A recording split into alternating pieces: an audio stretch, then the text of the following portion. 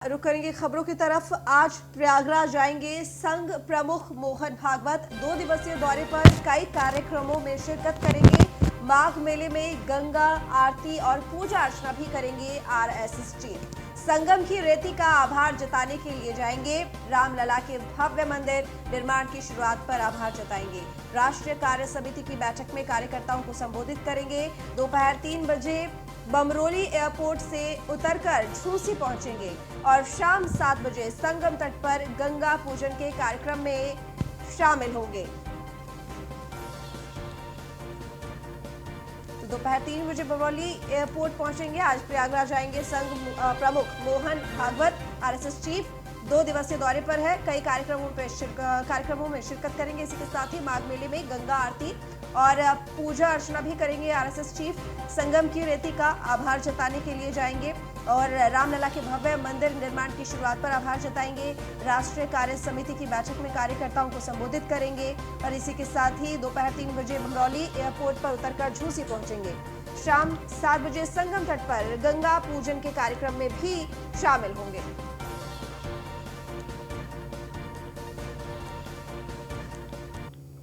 और वहीं पर अब अगली खबर बुलंदशहर से, जहां पर एक मंदिर में मूर्ति तोड़ने पर तनाव बढ़ गया है। बुलंदशहर में असामाजिक तत्वों ने खंडित की मां काली की मूर्ति। देर रात असामाजिक तत्वों ने खंडित की है मां काली की मूर्ति। यूनिसपुर में चामड़ मंदिर पर यह प्राचीन मां की मूर्ति थी और इसी मौके पर पहुंचे एसडीएम और सीओ ने लोगों को समझा बुझाकर शांत किया।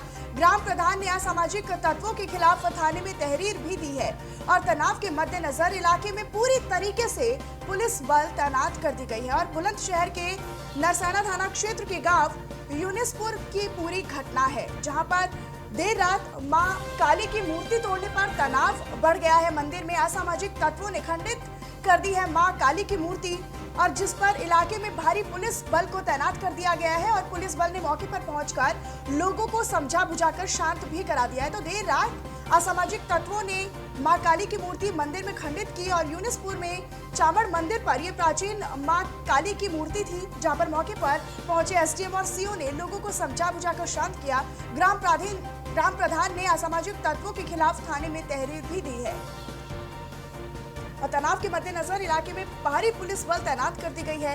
बुलंदशहर के नरसैना थाना क्षेत्र के गांव यूनिसपुर की पूरी घटना है, पूरा मामला है। तो एक मंदिर में मूर्ति तोड़ने पर हंगामा हुआ, बवाल हुआ, जहां पर बुलंदशहर के असामाजिक तत्वों ने मां काली की देर रात मूर्ति को मंदिर में खंडित कर दिया।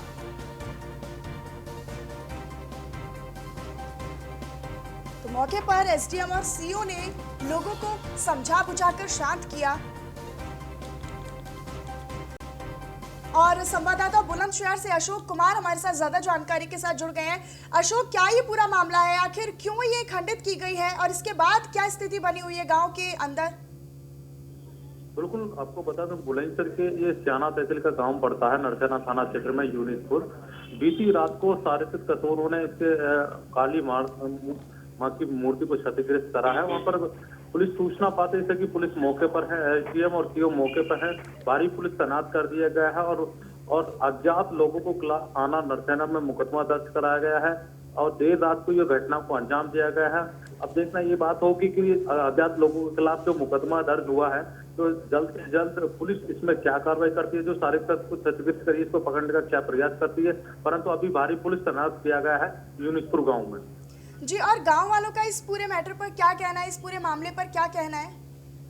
बिल्कुल, गांव वालों को साफ साफ कहना है कि देर रात को किसी अज्ञात लोगों ने, किसी ने देखा नहीं है, अज्ञात लोगों का नाम आ रहा है, क्षतिग्रस्त हुई है। जैसे सुबह मंदिर में जाते हैं पूजा करने के लिए, तभी ये मूर्ति क्षतिग्रस्त हुई है। बेरहमी से क्षतिग्रस्त करी है। काली माँ की जो मूर्ति है उसको नाड़ तोड़ दी गई, हाथ तोड़ दिया गया, तो जिसको लेकर तनाव हो गया। गाँव के लोगों ने स्थानीय प्रशासन को सूचना दी। स्थानीय प्रशासन मौके पर पहुंचा हुआ है और भारतीय पहलू से जांच की जा रही है। सीओ और एसडीएम मौके पर है और भारी पुलिस तैनात किए गए है कि क्योंकि विरोध ज्यादा हो रहा था गांव की तरफ से, कई लोग इकट्ठे हो चुके थे।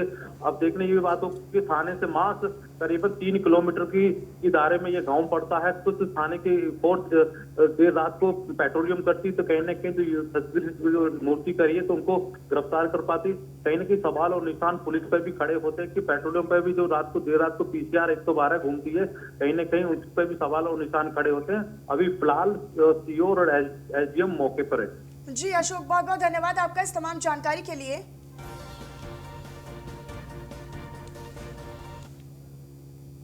तो लखनऊ से खबर है, जहां पर भ्रष्टाचार पर चला CM योगी का हंटर। मंडी परिषद एक संयुक्त और 2 उपनिदेशक निलंबित कर दिए गए हैं। निर्माण कार्यों में अनियमितता और भ्रष्टाचार की शिकायत पर यह निलंबन किया गया है। बरेली के संयुक्त निदेशक निर्माण गोपाल शंकर निलंबित किए गए हैं। तो वाराणसी के उपनिदेशक निर्माण राम नरेश भी निलंबित किए गए। आजमगढ़ के उपनिदेशक निर्माण हरिराम को भी निलंबित कर दिया गया है। अलीगढ़ के उपनिदेशक नरेंद्र मालिक के खिलाफ भी कार्रवाई की गई है कि कार्रवाई की जाएगी और लखनऊ के उप निदेशक अशोक कुमार पर भी अनुशासनात्मक कार्रवाई की जाएगी।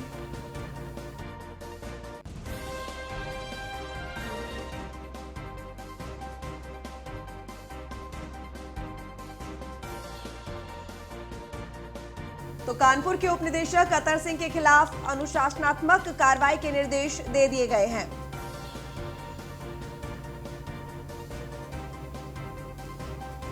तो बता दें आपको, लखनऊ में भ्रष्टाचार पर CM योगी का हंटर चला। मंडी परिषद पर एक संयुक्त और 2 उपनिदेशक निलंबित कर दिए गए। निर्माण कार्यों में अनियमितता और भ्रष्टाचार की शिकायत पर निलंबन हुआ है। बरेली के संयुक्त निदेशक निर्माण गोपाल शंकर भी निलंबित किए गए हैं। वाराणसी के उपनिदेशक निर्माण राम नरेश भी निलंबित किए गए।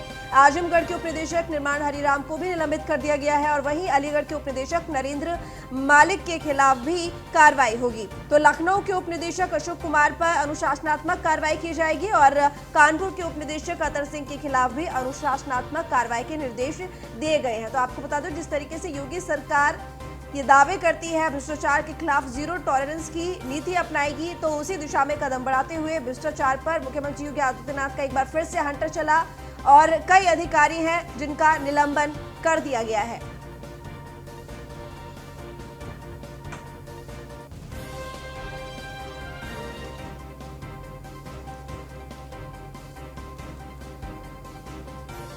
बता दें आपको, जिनका निलंबन हुआ है उनकी जानकारी हमने आपको दी, एक बार फिर से आपको बताते हैं। मंडी परिषद पर एक संयुक्त और 2 उपनिदेशक निलंबित हुए हैं। निर्माण कार्यों में अनियमितता और भ्रष्टाचार की शिकायत पर यह निलंबन किया गया है।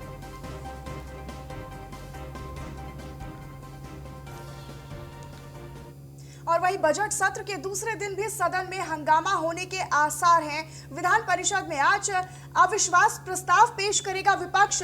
प्रोटेम स्पीकर के खिलाफ सपा ला रही है अविश्वास प्रस्ताव और कांग्रेस अविश्वास प्रस्ताव पर सपा का समर्थन कर सकती है।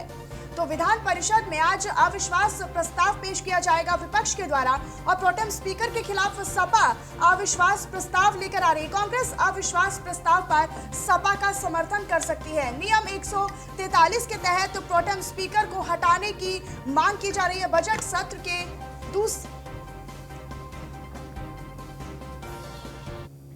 बढ़ते खबरों में आगे, जहां पर लखनऊ में फर्जी अस्पताल और डॉक्टरों पर शिकंजा कसा गया है। ऐसे अस्पतालों और डॉक्टर्स पर स्वास्थ्य विभाग की नजर है।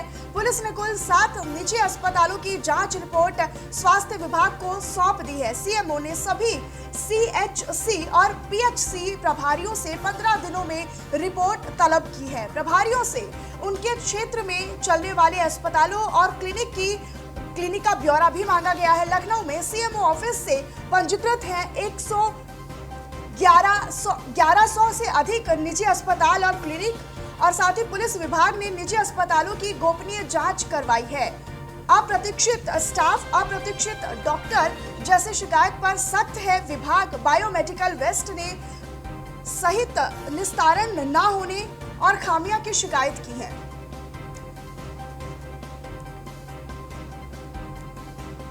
और नीलेश चौहान लखनऊ से संवाददाता हमारे साथ ज्यादा जानकारी के साथ लाइव जुड़े हुए हैं। नीलेश, क्या कुछ अपडेट है? सबसे पहले तो हम यही जानना चाहेंगे आपसे। देखिए, अगर राजधानी लखनऊ की बात करें तो करीब सीएमओ ऑफिस से पंजीकृत अस्पताल और छोटे निजी क्लिनिक जो हैं वो करीब 1100 के करीब हैं। इसको लेकर लगातार जो शिकायतें सीएमओ ऑफिस पहुंच रही थी, पुलिस को पहुंच रही थी। पुलिस ने अपनी एक गोपनीय जांच कराई है जिसमें साफ तौर पर पुलिस ने ये आरोप लगाया कि राजधानी लखनऊ में दर्जनों ऐसे अस्पताल हैं जो बिना मानकों के अनुरूप चल रहे हैं, दर्जनों ऐसे क्लिनिक हैं जिनके डॉक्टर्स प्रशिक्षित नहीं है। उसके अलावा जो मेडिकल वेस्ट है वो भी ठीक ढंग से रखा नहीं जा रहा है, ना उसको फेंका जा रहा है। तो इन तमाम चीजों को लेकर लखनऊ में एक अभियान चलाया जा रहा है जिसकी शिकायत सीएमओ लखनऊ से की गई है। सीएमओ लखनऊ ने यह आश्वासन दिया है कि जल्द ही ऐसे अस्पतालों के ऊपर बड़ी कार्रवाई की जाएगी, ऐसे डॉक्टरों के ऊपर बड़ी कार्रवाई की जाएगी जो मानकों को पूरा नहीं करते या अप्रशिक्षित हैं। तो लगातार लखनऊ में तमाम निजी अस्पतालों के मामले देखने को मिले जहां पर परिजनों का आरोप था कि लापरवाही के कारण उनके मरीजों की मौत हो गई। मौत होने के बाद परिजनों ने अस्पतालों में जमकर हंगामा काटा। लखनऊ में पुलिस कमिश्नरेट लगातार ऐसे मामलों को चिन्हित कर रही थी। चिन्हित करने के बाद जिन इलाकों से ऐसी शिकायतें आ रही थी वहां पर उन्होंने एक गोपनीय जांच कराई। गोपनीय जांच में ये साफ तौर पर सामने आया कि लखनऊ में 7 बड़े ऐसे अस्पताल हैं जहां पर लगातार अनियमितताएं पाई गई हैं, डॉक्टर्स प्रशिक्षित नहीं है, जो मेडिकल वेस्ट होता है उसको ऐसे ही खुले में छोड़ दिया जाता है। ये तमाम शिकायती पत्र जो है सीएमओ को दिया गया है। सीएमओ ने इस पूरे मामले की जांच की है। जांच करने के बाद कहा है कि लखनऊ के अंदर अगर ऐसी व्यवस्थाएं चल रही तो जल्दी उनके ऊपर कार्रवाई की जाएगी, जिसको लेकर सीएमओ लखनऊ ने सीएससी और पीएससी जो भी सेंटर्स है लखनऊ के अंदर उनको साफ तौर पे आदेश दिया है कि वो अपने क्षेत्र में ये चिन्हित करके बताए कि कितने अस्पताल हैं, कितने क्लिनिक हैं, कितने रजिस्टर्ड हैं, कितने गैर रजिस्टर्ड है, और जो रजिस्टर्ड है उसमें क्या व्यवस्थाएं हैं, किस तरीके से मरीजों को इलाज दिया जा रहा है, क्या कहीं पर धनोगाही का मामला सामने नहीं आ रहा है या फिर मेडिकल वेस्ट को सड़क पर छोड़ने की कोई घटना तो सामने नहीं आ रही है। इन तमाम चीजों को लेकर सीएमओ ने सीएससी और पीएससी को निर्देश दिया है। देखने वाली बात यह होगी कि जब सीएससी और पीएससी अपने अपने क्षेत्र में मुआयना करेंगे, जायजा लेंगे कि कितने उनके क्षेत्र में अस्पताल चल रहे हैं जो रजिस्टर्ड हैं सीएमओ ऑफिस में, जिनका पंजीकरण हुआ है, या फिर ऐसे ही तमाम जो अस्पताल हैं वो चलाए जा रहे हैं, या फिर जनता को लूटने का काम किया जा रहा है। इन तमाम चीजों पर जब जांच होगी तो कहीं ना कहीं राजधानी में तमाम ऐसे डॉक्टर्स बेनकाब होंगे जो बिना पंजीकरण के लोगों का इलाज करके उनकी जान से खिलवाड़ कर रहे हैं। तमाम ऐसे अस्पताल हैं जो धनुगाही कर रहे हैं, वो कहीं ना कहीं उन पर रोक लगाई जाएगी, जिससे आम जनता को काफी सहूलत मिलने वाली है। चलिए, शुक्रिया आपका तमाम जानकारी के लिए नीलेश।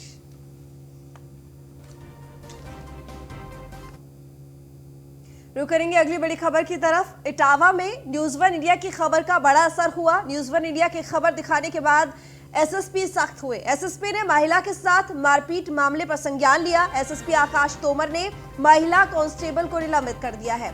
एसपी सिटी की रिपोर्ट के आधार पर निलंबित किया गया। एसएसपी ने पीड़ित पक्ष से मुलाकात कर निष्पक्ष जांच का आश्वासन भी दिया है। तो इटावा में न्यूज़ वन इंडिया की खबर का बड़ा असर देखने को मिला। न्यूज़ वन इंडिया की खबर दिखाने के बाद एसएसपी सख्त होते हुए नजर आए। तो बता दें आपको, एसएसपी ने महिला के साथ मारपीट मामले पर संज्ञान लिया और इस खबर को बड़ी ही प्रमुखता के साथ न्यूज़ वन इंडिया ने दिखाया था, जिस खबर का असर हुआ। और एसएसपी ने महिला के साथ मारपीट मामले पर संज्ञान लेते हुए कार्यवाही के निर्देश दे दिए हैं। तो आपको बता दें कि न्यूज़ वन इंडिया की खबर दिखाने के बाद यह असर देखने को मिला है।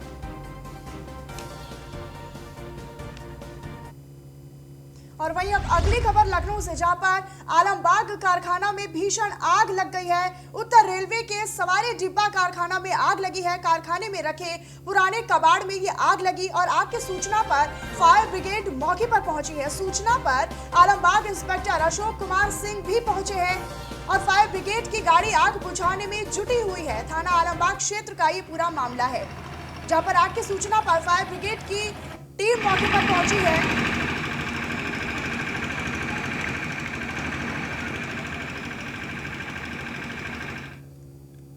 गाजियाबाद से खबर है, जहां पर दुकान में लगी भीषण आग। मौजूद मिठाई की दुकान में आग लगी।